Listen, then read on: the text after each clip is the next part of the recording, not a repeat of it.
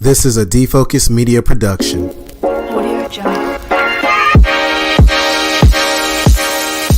What's up, everyone? It's your favorite optometrist, Dr. Daryl Glover. And I'm Dr. Jennifer Lyerly, resident optometry nerd. And welcome to Defocus Media, optometry's #1 podcast, where we discuss the hottest topics, latest technology, eyewear, practice management, and more. So sit back, relax, and defocus.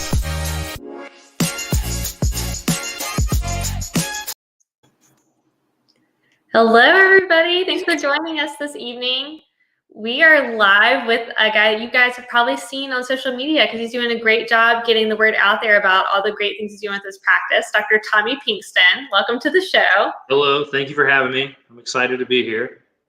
So I want to give a big shout out before we dive in because Dr. Pinkston, you graduated from UAB in 2012 and you are the Young Alumnus of the Year 2020. They must have not had a lot of applicants, I think, is kind of how it probably went. So yeah, I was lucky enough to be selected. And so I'm super proud of being a graduate from UAB, and it was pretty cool to be selected. So that was pretty awesome. Congratulations on that. That's an awesome honor and very deserving. So no need to underplay it. Thank you. Well, this is awesome, man. I know we communicated on social media. It seems like that's the new network, right? That's the new way of networking. It is, man. Social media, especially during the time of COVID, right? And, you and I, we were following each other for a while, and, we started talking on the back channels, and your story was just amazing. It was just, your beginning to where you're at now, going from a big city to a small town. It's normally the opposite way around. So, before we jump deep into that story, let's just get to learn a little bit more about you. Who is Tommy, Dr. Tommy Pinkston? Let's learn about where you're from, your family, and how you got into this wonderful profession known as optometry. So I'm from Florida originally, went to undergrad at University of Florida. And then went to UAB School of Optometry just because I didn't really want to stay in Florida forever. So got a scholarship there and was lucky enough and kind of took it. And then graduated in 2012 from optometry school. And I kind of have a few things that just randomly fell into place. I think I got lucky in my career more so than being good. And so kind of the first turn was, with residency matches here for most of our colleagues right now have just found out that are graduating, found out if they're doing residencies. So in 2012, when I graduated, like 2 days after matches came out, I had a job fall through and I was kind of ready to roll going back to Florida. And I was super excited. It was going to be awesome. And then it just wasn't going to be a good fit for a number of different reasons. And so I was actually interviewing in Florida at the time. And I called my wife and I was like, hey, this ain't gonna work out. And she's like, well, all right, well, we're going to figure it out. And I have some faith you're going to figure it out before you get back to Birmingham. I was like, all right, yep, let's do this. So I got on the horn and just literally called every single person who would answer the phone that had a residency opening. Lucky for me, that was kind of a weird year. So there wasn't a whole huge turnout. Some years you have a crazy amount of turnout and spots are limited. And this year it was lucky. So people were looking for applicants and I ended up phone interviewing, and then Wilson and I in Atlanta, he had one spot and he said, can you be here tomorrow at 8? I said, I'll be there. So I hightailed it up to Atlanta, interviewed, and was lucky enough to do a year there in residency for ocular disease and refractive surgery. And that was awesome. I kind of lucked into it. It really helped with disease and everything you hear about with residency.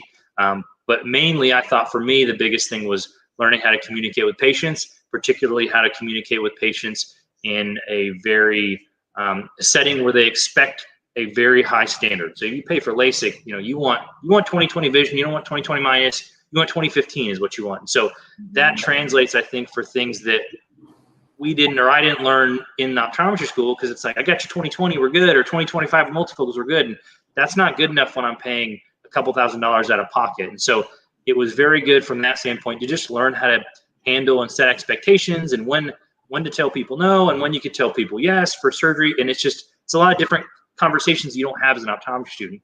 So I really enjoyed that, and then ended up getting a great opportunity. I practiced at a private practice, probably the best private practice in my opinion in the metro Atlanta area for about 4-ish years. And then a couple things happened in my life. I always knew that I wanted to do private practice, but we had our first child in 2014, and then 6 weeks later, I lost my father. And so those two things back to back were just kind of, it was a big change in my life. And so I thought, I'm not going to sit here and wait for life to tell me when the right time is, and let's just go for it. And so my wife and I started trying to figure out what we were going to do. We knew we liked Atlanta and we liked the big city, but it just wasn't for us in terms of raising children and what we had envisioned our family long term. And so at that point, we started to figure out how we were going to move to North Georgia and kind of the North Georgia mountains, away from the metro area, but smaller town.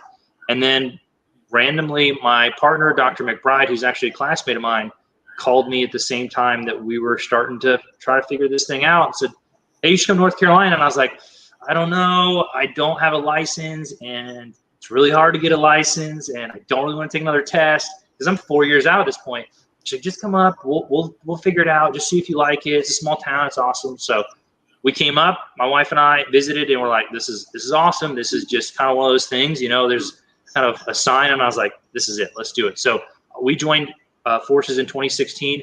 We had graduated together in 2012, and kind of the funny part is that we had a rotation together at Tuscaloosa, VA. So we would share a vehicle back and forth instead of, to save on gas. And so during that time, I was talking about my practice in Florida, and she was going to move to the Northeast, and we were talking about how are we going to do things cool and exciting and practice this high level in completely different parts of the country.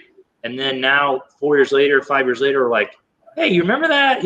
It's kind of this weird twist that we would have never thought that would have been kind of the start of partnership that we partner now. And so, so that's kind of a short version or long version of a short story. I don't know how you want to look at that, but that's kind of where I'm at now. I want to pick your brain a little bit about, because you had that opportunity kind of through things falling through to do your residency. And then you go into a private practice, like a larger group setting. Mm-hmm. In that situation, though, where you kind of started feeling antsy, like this isn't what I dreamed of as being my long-term plan to be a practice owner. Like, what were some of the things that led you to realize, like, this isn't where I'm going to be ending up? Yeah, so I will say that the opportunity for me was great. It was a great opportunity, and I think it was awesome. It just wasn't what I had envisioned, and I kind of felt like, I was kind of I wanted to do something on my own eventually. And so I think that was with my life changes that had happened. And so part of that was just being able to figure out, to kind of choose what I wanted to do and how I wanted to do it and where I wanted to go, just like any opportunity. And so with that being said, there's a lot more risk, right? With COVID, the flip side of that is with COVID, it was pretty scary for there last year. This time I'll be honest with you, it was really nervous as a practice owner and having, 15 employees trying to figure out what we were going to do, when we were going to be able to open up. And so there's definitely a yin and a yang to that in terms of, there's some good and bad. And so it was one of those things that I'd figured out, I at least don't want to look back on my life and decide I should have when I was younger, because there was just really no good time. And so with those changes, I figured I got to do this. I can't just sit here and tell myself it's going to be okay to continue at this. It's a great opportunity. It just wasn't for me long term. I know every situation is different, but I thought this, knowing that path that you took, kind of similar to a couple of paths that Right. I've taken along the way. And just, many people will get out of school, their first job experience, they kind of in the back of their mind think, all right, this is probably going to grow into that practice ownership opportunity. But a few years in is when you start realizing, like, that's not actually going to happen. When you talk to other students or other young doctors, how important do you feel like it is, and how realistic is it to get a conversation on the front end about ownership? Yeah, I think that's important. And so I had that conversation with mine, and it was very clear, like, hey, I want you to be the most successful in terms of professionally and financially and that, but there's no, we're not going to discuss that at this point. There's just that's not an avenue. And I was okay with that. So I took that 100% knowing. So that was a very clear conversation that we had during our interview process. So I think that is the best thing, like you're saying, is in terms of, if that's something you want to do, you need to have that conversation up front, as uncomfortable as I'd be. Is like, hey, where is this going? And I would get that either in writing or have a specific plan, versus just like, we'll talk about it in 2 years. Well, 2 years from when? For next year? From 10 years from now? And then things change, right? Life happens. People retire, and then financial situations change and maybe I don't want to retire. So I would have a specific strategic plan if that is in your long-term goals. And if it's not, you may not want to do all that. You may not want to bite off more than you can chew. You may just say, hey, this is a great opportunity and I want to take it, and we'll see where things go from there. And so there's nothing wrong with that either. I don't think you have to plan it out for the rest of your career, because I'm the perfect case in point. None of this I would have never picked myself in a small town in the mountains of Western North Carolina 5 years ago, 10 years ago. So I think if you plan too much, you're going to stress yourself out. So I think take it point by point, but you do need to figure out what you want your end goal to be in some generalistic sense. Wow. Dr. Glover, I know you're doing a lot of outreach with students now. When you're talking to them, do they mention like, oh yeah, and we'll get, ownership timeline set in stone on the initial contract, or what's the realities of that happening right now? Yeah, honestly, with COVID-19 just taking place, and we're still in the mix of it, a lot of students are really looking for more security. Not saying that they can't have security with ownership, but they want to make sure that, if something happens, that paycheck is coming in. It's that steady paycheck that they have. So I'm getting kind of mixed emotions, but I am seeing more people leaning towards, let me make sure that I have something secure, not really ownership, but joining a bigger organization that has more on the back end to be able to support them and their dream, and to be able to build from there. I take it is pretty tough to navigate through a private practice during COVID-19, just simply because you don't know what's going to happen, right? You don't know what the future is going to what's going to manifest in the future. And when you look at companies out there that are backed by private equity, that scares folks a little bit more as well, in regards to, do I jump into private practice or do I go work for someone else? I'm curious to know, I know you mentioned earlier that you love the town that you're in. It's small, it's North Carolina. Shout out to North Carolina. Jen and I represent here. But if you don't mind, just kind of painting the picture of, just the town, because yeah, I'd love for students to get an understanding that there are all modes of optometry, all types of different practices, whether it's private, whether it's corporate, whether it's a hospital setting, whether it's, commercial, whether it's speaking on behalf of a company, whatever it may be. But a lot of people never paint the picture of a small town and practicing optometry. So if you don't mind, just really kind of breaking that down and painting that picture, so those that are listening can really learn and educate themselves about the great opportunity that's at their fingertips. So I'm in Waynesville, North Carolina, which I think we have technically about 10,000 people, but it feels a lot bigger than that, just because we have a lot of people that own part-time homes here, and there's a lot of tourism here around the mountains. And but it definitely, I joke that it kind of feels like Mayberry. I live about 15 minutes from the office, and my partner jokes that I live in Virginia because it's 15 minutes away, and I have to go through 2 stoplights to get here. So, and it's like, it's forever. But so and I don't lock my doors. Like, if you know where I live, please don't come to my house. But I don't lock my doors usually, because it's just like, you're coming to my house, you're asking for me to jump your car, or you're coming in regardless. So it's definitely different than practicing in Metro Atlanta. We have a quaint downtown, historic downtown. So our practice is situated currently in historic downtown, and it's been here since 1955. And so we have patients we're treating their AMD, and they're in their 80s, that came here for their first pair of glasses 50 years ago. And so our practice has had myself and my partner, and we have an associate. So we have 3 of us currently.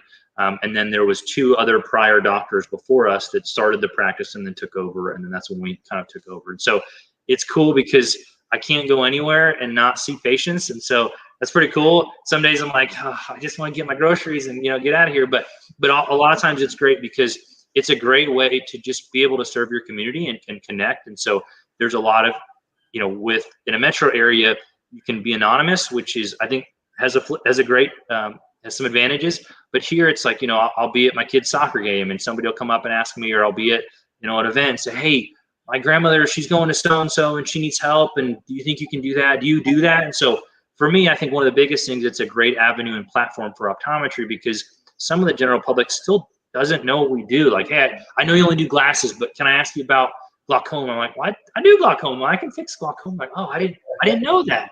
And so it's a great way because I may know them from some other social aspect with their kids or church or whatever it may be.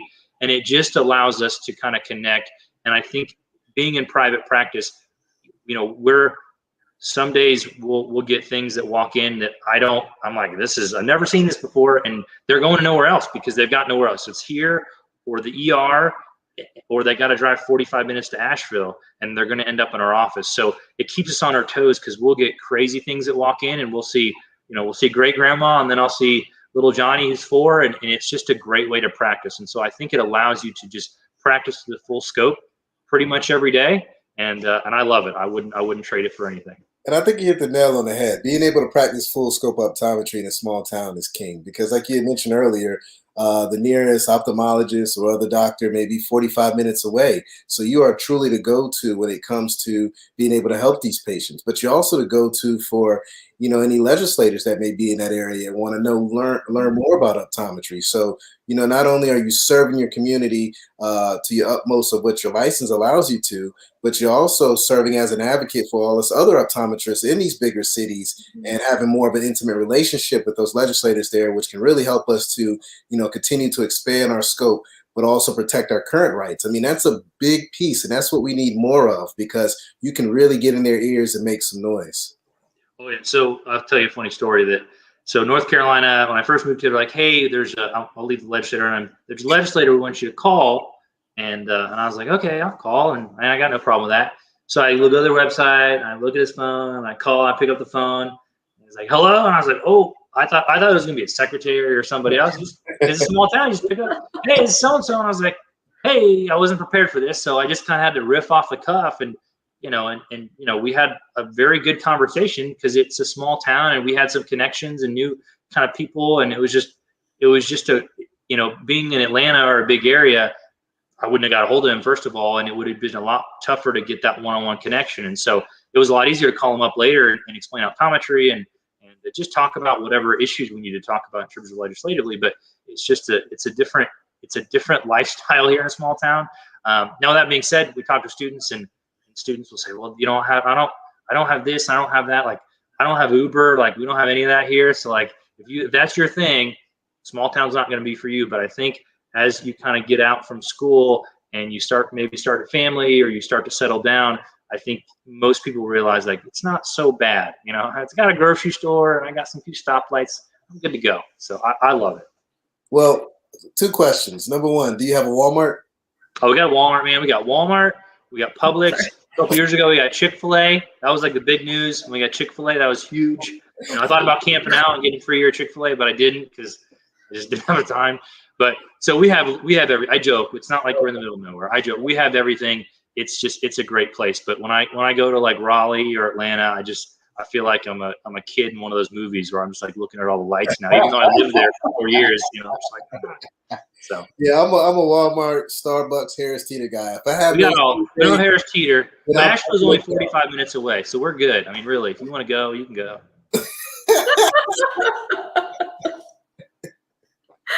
Oh my Lord. I loved your story about speaking with legislators, because definitely in Raleigh, Daryl, if you've ever called a legislator here, there's like an intern that's like, can I take a message? He'll get back to you if he feels like he should. And I'm like, okay. So totally different relationship if you're trying to communicate with legislators here.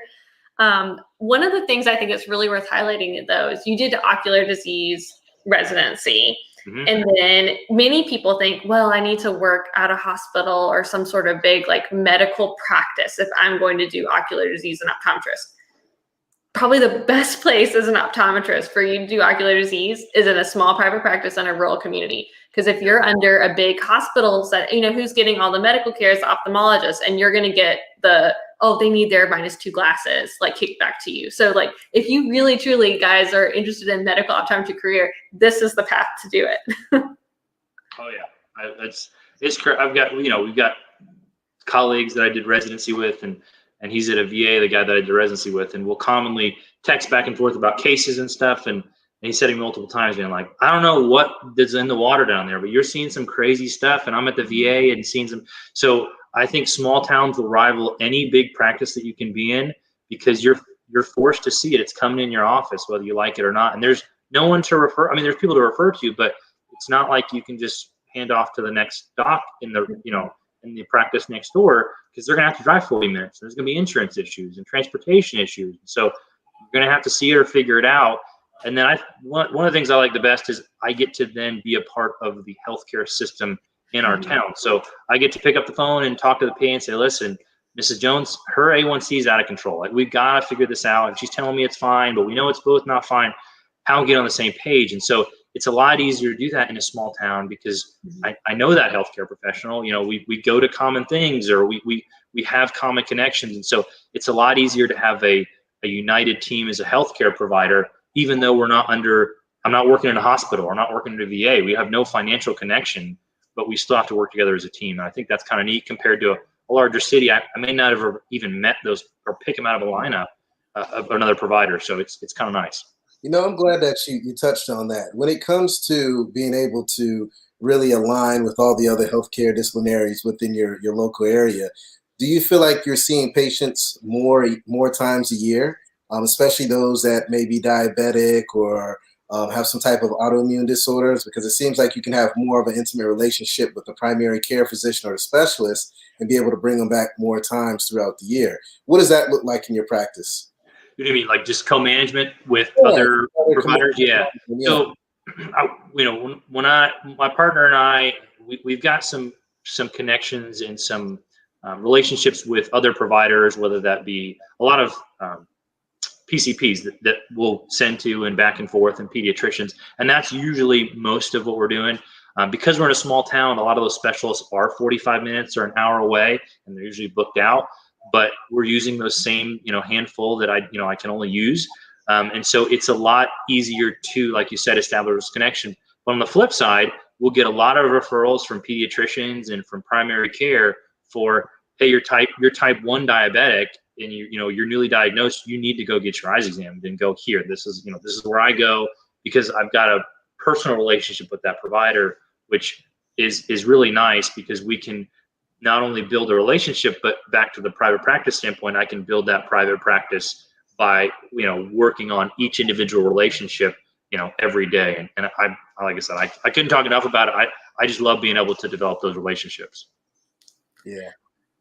Well, I want to talk a little bit about the practice buying experience, because your business partner, Dr. McBride, she was in that practice previously and was buying out the previous owners, I guess, as they were retiring. Correct. And then just fortuitously you were looking for a job at the same time, and she reached out, and so you made that move to partner up.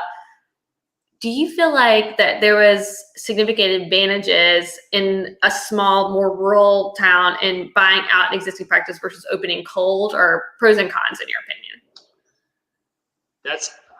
I don't know. I don't know how to answer that question, because I've only done one way, and so I feel like my answers are biased, and I've never opened cold. So I think that there's a lot of things opening cold that can be more challenging, but you get to start out completely on your own, right? Where you can just start out, number one. I think it kind of depends on how you want to approach it, right? You can pay for, I can pay a little bit more and buy something out potentially, and have a little bit more cash flow up front, and have some established where, even if the car runs a little bit rusty, I can work on it, or I can try to build it on my own. And so I think it depends on your location and how you want to approach it. So I don't know if I'm the best person to answer that, to be honest with you. It just happened to work out from us. I will say that I think that I get a lot of students that ask questions, and they'll say, hey, I've got this doctor, and they said they're going to retire in 10 years, and I'm thinking about buying them out, and what does that look like? And I never hear of docs or, speakers say, go into practice with your colleagues in your same cohort right now. Look around the room. And I've never heard anybody say that. And I'm not saying do that. What I'm saying is that things like buying somebody out or partnerships, there's always pros and cons to it. And part of, I think, the issue that students are told is that, hey, go find somebody to buy out, That's the only way to do it, or you're going to open up cold. There's two ways to do it. But the other way is you could go and get a lease, and get at least 6 days a week, split that with a partner, and then go open up cold, or go buy, Dr. Joe out, and just tell him, hey, we're going to buy you out. Start out, you leave, we're going to buy you out. You go retire, have a nice day. and we're going to start this thing. We're going to start this thing cold, and we can take on a little bit of that risk and kind of hedge our bets, because we can kind of take on risk, and I can have a lease space, and I can then also maybe build this practice and kind of let the lease space go as I need to. And I think the reason I bring that up is when you're in a partnership, you've got to, it's always like a marriage, and it's all this whole thing. We've all heard that, but you have to think about what stage of life you're in. And so my partner and I, we're at similar stages of life. We both got 3 kids. We both have similar demands on what we expect of ourselves and what we expect of our practice and what we expect of just how we expect things to run. And that's not always going to be the same. If you're at, if I'm 30 years older than you, I may be saying, I got 2 years. I don't want to do anything crazy. Let's not buy anything nuts. I got 2 years, I'm going to retire. But if I'm, 25, 30, and I'm hungry, I want to buy all the cool stuff, that might not jive a little bit. And so I think there's some things that to look at in terms of buying out versus opening up cold. There are some hybrid models that I don't think are discussed enough, where you could make work with the right people. Those people in your optometry class very well. You know about them, good, bad, and ugly, right? So you know them better than you're going to know Dr. Joe, down the street who you just met in an interview, and he's, and vice versa. And so I think there's some things that we can start to think about, especially as the landscape changes in optometry in terms of a business standpoint, because students say, hey, I can't do that. I've got student loans. I want to start making more money. I want to start a family. I can't go straight up and work 7 days a week. And so I think that's valid. You're right. But what about these outside the box ideas? There are other ways that you can potentially do that if you want to do that. I love that, Daryl. I know quite a few, Dr. Burns, who I work with, being one of those people, but quite a few success stories of people who have a sublease with a corporate group, whether it's a Walmart or they do that a couple of days a week, kind of more heavy on that at first while they cold start and open their own place. And then slowly with time, they transition out of that sublease and they built their own private practice. So they were making that bank while the practice was new and not seeing a lot of patients. And then we're able to transition everything over. And it can be a very successful path to ownership. Yeah. There's a few of our colleagues here in the local Triangle area that have followed that path. As you mentioned, Dr. Barnes, also Monica and John. Monica and John did it. Yeah. Mm-hmm. So I love that you mentioned that as a path, because like you said, it's not something that's ever taught in school, but a lot of people have found it's a successful strategy. Yeah. Well, Tommy, I would love to dive deeper into maybe some of the cons of opening a private practice in a small town. We've touched on a lot of the pros and the benefits and all that other jazz, but when I think, small town private practice owner, my phone is ringing off the hook. If there's any issues that's going on, I'm always on call. I'm the only one around, and I got to deal with that nonstop. So if you don't mind, just maybe showing, not just the good side, but the ugly side and some things that you've encountered as well. That'd be great. Yeah, so I mean, there's always 2 sides of that coin, right? And so one of the things I think that you're right about is that you are one of the only games in town, or there's a handful of docs in our area, and so my phone can ring, and my partner's phone can ring at any time, and so it could be a kid's birthday, it could be who knows, and I've got to figure out, like, okay, do I need to see you right now? It's Sunday at 8 p.m. Like, what do I want to do? Like, how am I going to do that? And so there are a number of different things that we have to be able to be prepared for, to just be able to deal with that. And then the other thing is, I think one of the biggest challenges with private practice is just staffing, being able to manage a staff. And so I think with that being said, private practice in a small town makes it harder because you have a smaller pool of people and a lot of people know each other. And so you have this smaller and smaller pool potentially that you're pulling from versus, if I post an ad for, front desk or technician, and I'm in a big, multi-million people metro area, I got a lot more people that I can pull from. And so I think that's always a challenge, but I think some of those challenges are going to be a lot harder in a small town. Just like some of those things that are fun and exciting, maybe a little more fun and exciting in a small town. I think practice management can sometimes be a little more difficult, particularly on the employee management side. Gotcha. And what about when it comes to competition? What does that look like? Being that it's a small town, are you truly the only OD there? Or no, so I joke about that. We've got some friendly competitors here in town, and they're all very good. And so with competition, I think that's just part of any business. And so I kind of welcome it and try to just use it to do better and kind of increase how we're going to treat patients. And so, that's going to always change it. Maybe different practices or new practices or whatever it may be, but it's welcome. And it's going to continue to change. And just like any business is going to change, and optometry is going to change. We're going to have new things that are going to change and kind of force us to change. And we better accept that whether we like it or not. So I think that's just part of it. And I think if that makes you uncomfortable, then private practice, you may be in private practice, but you may want to consider maybe not ownership in that sense, because if that can be uncomfortable at certain times. Yeah.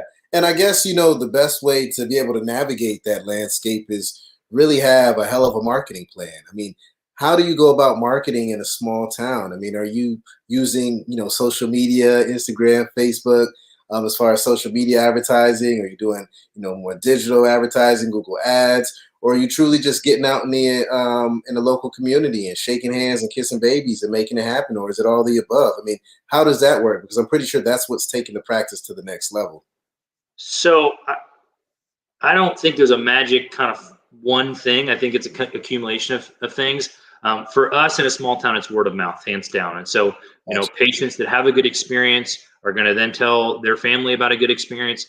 And in a small town, that's just going to amplify very quickly and spread like wildfire. So if they had a bad experience, that's part of the downfall with the private practices. You make somebody mad, whether it's rightful or not. And, even if you're not in the wrong, you've got to learn how to handle that PR. And so that's one of the things that I think, back to your other question, can be the most difficult, because, if Mrs. Jones is mad, doesn't matter if I'm right or wrong. She's mad, and she's going to tell everybody at church and her hairdresser, and I'm going to have to fix that. So I kind of like those. I kind of like diffusing those situations in kind of a weird sense.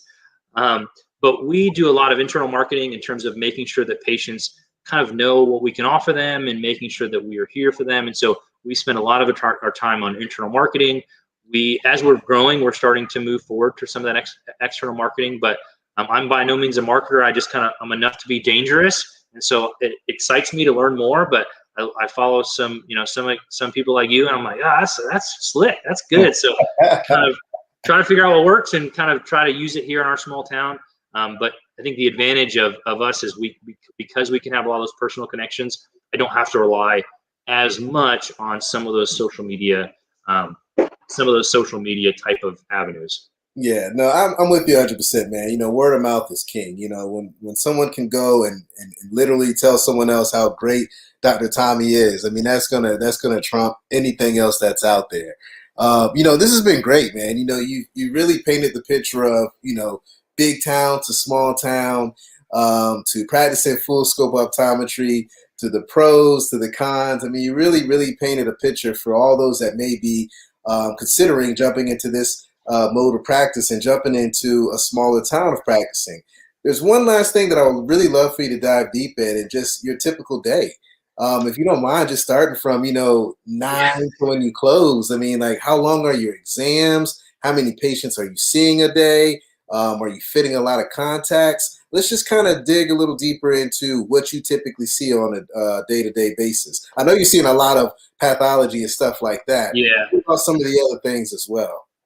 So, I mean, with COVID, it's been challenging. So our typical schedule has just been blown up. And right now we're in a very small office. So we're in this downtown space, which is great, but it's physically, it's suffocating us. We cannot grow. And so our office is unique in the sense that we have to stagger patients with COVID blocks, which I'm sure everybody's doing, but we've gotten really efficient at moving patients in and out.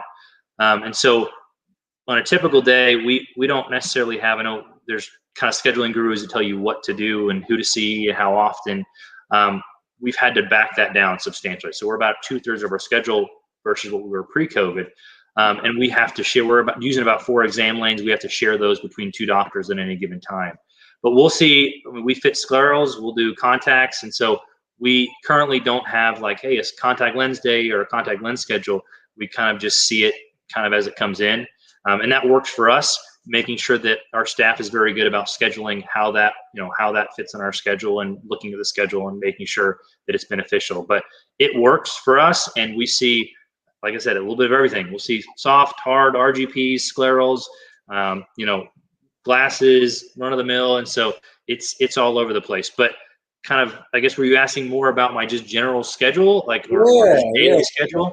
Yeah, like how does that work? I mean, I know me, I typically see probably around maybe 4.5 patients an hour, and typically 9 to 5 or 10 to 6, Yeah. 10 to 5 type of schedule. So we work about 8:30 to 5:30-ish, obviously depending on when the last patient works. And we currently see about 3 patients an hour. That includes any comp or OV, and we'll kind of alternate those with a block in there. And so we have a little bit more flexibility because of COVID to see some of those patients. And then we'll have about an hour for lunch, which will help. And then on Fridays, we work half a day. So the advantage of a private practice where we can do is, we work 4.5 days a week.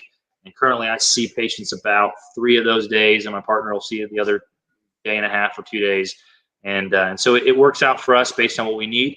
We're moving to a new space in about 5 months. And so we'll be in about almost 3 times the space. And so that's going to dramatically change our schedule. And our goal is to allow our team to take on more responsibility. And so we do a lot of things different. I know I kind of hinted at that, but we're very much in the team mentality and how we can get everybody involved. And so I want, my entire staff, whether it's front desk or techs or optical, to do as much as we can let them do in terms of their comfort level and their training level. And so that's going to allow us to kind of practice more like an ophthalmology clinic in a sense. I'm not saying do refractions, but where I can train techs to do contact lens follow-ups, and we can kind of work together with them, and they can have their own schedule. And so we're going to try to do a little bit of a hybrid model here if we can, but it's not set in stone, but that's kind of one of those things that hopefully comes to fruition, but we will see what happens.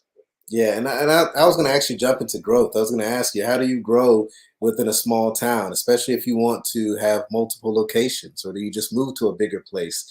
Because, there's competition that's there, and there's only so many patients that are there. So has that been something that you guys have thought about, maybe having multiple locations, or just going to surrounding towns, I guess, to be able to accommodate those patients? I mean, what are your thoughts in regards to that? Right now we're focused on opening up this new space, because we closed on this space like 2 weeks before COVID. So that was pretty wild. So closed on a building, then COVID hit, and then we kind of figured this is a little crazy. I don't know what's going to happen. We've got this building that, how are we going to build it? And now we've got employees. We didn't know, layoffs. And so that was crazy. And so we put everything on hold just so that we didn't have to, make tough decisions, because we're in a small town. So I sure as heck didn't want to have to make decisions that were going to affect people's lives and livelihood. And that's, those are tough calls that you have to be prepared to make. Right. So we just put everything on hold and kind of re-picked up the pieces here in the fall, and as a result have started to grow that building, and it's currently in renovations. And so where that takes us, I don't know. I have some kind of all over the place right now, a shotgun approach. We'll kind of see how this new building kind of comes to fruition. The advantage that we have in a small town, and I think this is happening nationally though, is we've seen a lot of people move from larger cities to small towns. And so I think that will change, at least in our area, maybe how we practice, because the housing market across the country is going up, but we live in a great area with beautiful views, and people are retiring here. And so I don't foresee that our area is going to get any smaller. So it'll feel small, but I don't think it's going to have the physical presence of a small town as much. When you're talking about that presence, I'm curious to know what the presence is in your office when it comes to frame designers, because I've interviewed some people in the past that have been in smaller towns, and it seems like smaller towns like more funkier frames, things that stand out, more independent eyewear. Are you seeing the same thing in your town, or is it more a big box approach? No, we've got some cool stuff. And so I know what I do well, and picking out frames is not one of them. And so our opticians are great at that. And we have some very cool, funky hit frames, and they're always coming to me and say, try these on, they look cool. I'm like, I don't know, that's a little outside my comfort zone. But we definitely try to have a different independent eyewear approach. And so, we definitely have some things that are standard that you're going to find at, any optical department. But we try to continue to support independent frame lines. And with that being said, with this new space, we're going to have a lot more ability to do that. And so we like to be able to do that. And just to kind of, our downtown is pretty eclectic in terms of, there's a lot of art and culture down here. And so it fits in very well with nice. just the culture and the feel of downtown. And it's kind of hard to describe, but if you walk it and you're ever down this area, you'll kind of see that, there's probably 10 art places down here that sell all kinds of different things. And so we fit in very well with that type of a style, in my opinion. Gotcha. Well, I got to come visit you, man. You're not too far away, right? We're North Carolina family, so we got to make it happen sooner than later. Awesome, man. Well, I really appreciate you taking your time to hang out with Jen and I this evening. I would love for you just to leave some advice for just the eye care world. Just any advice that you may have to just make this profession better. I love to have our guests just leave something that can really resonate with the hearts of our followers and listeners. So any advice or tips that you have, we would love to hear it. That's heavy, man. That's a lot to go out with. I would say that my biggest piece of advice, and this is not necessarily eye-wise, and I will. It sounds cheesy, but this is what I tell my kids. We have a saying, and I tell my kids, we do hard things, right? And so, my oldest is kind of learning how to swim now, and she's close, and my middle son is learning how to ride a bike without training wheels, and so they get nervous and scared. Yeah. I said, what do we do? And I said, we do hard things, and they yell it back. And so I think very commonly we all feel uncomfortable with things, whether that's personal or that's business. And so don't be afraid to put yourself in uncomfortable situations. And I'm included. By no means am I this kind of crazy personality that's going to be like, woo, no risk. No, I get it. I'm very risk averse naturally.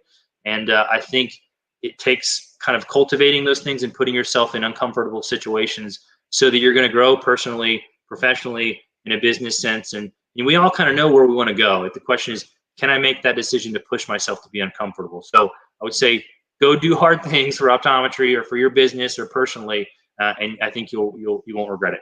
I love that, man. And I think that's the only way you could truly grow as a person, because if you don't put yourself in those positions, how are you going to grow and take it to the next level? You're just going to stay stagnant and never see what your full potential is. So I think that's one of the best pieces of advice that we've actually received on this podcast. So thank you so much, Dr. Tommy. We look forward to learning more about you, more about your future. At some point in time, when you get this new practice, we'll love to bring you on for Opto Cribs so we can actually tour the new practice and see all the eyewear and the layout of your new facility. But thank you so much for hanging out with Dr. Jennifer Lyerly and I this evening. We look forward to really growing with you. It seems like you have quite the fan club here. We've been getting some comments all night. Looks like Michelle Self wanted to say good job to you. And I just want to say good job to you as well, man. And keep up the great work, all right? If there's anything you need, feel free to holler at Jen and I, and we'll make it happen, all right? Well, thank you for having me. I appreciate it. Yeah, anytime, man. It's your favorite optometrist, Dr. Daryl Glover. You guys have a great one. Stay healthy, stay positive, and stay blessed. Until next time, you guys have a great one. Thank you. All right, colleagues, and it's a wrap. Thank you dearly for hanging out with the D-Focus Media team. We hope truly something resonated with you. And if it did, be sure to give us 5 stars. And make sure you follow us on all social media platforms. Facebook, Instagram, Twitter, LinkedIn, you named it. And our handle is at D-Focus Media on all platforms. And until next time, be sure to keep it 2020. And we look forward to seeing you on the next episode.